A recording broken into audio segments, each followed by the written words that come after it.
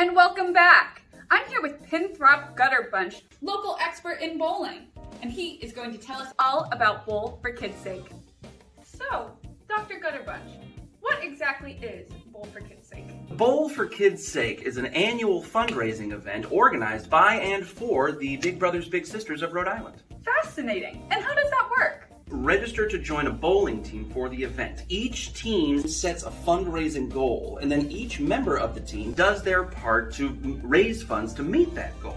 And on the day of the event, the teams deliver their funds, and then they all participate in a bowling tournament. There are prizes. Prizes, huh? That sounds exciting. What are the prizes? Great. I'm sure they are. Can you be a little bit more specific? No.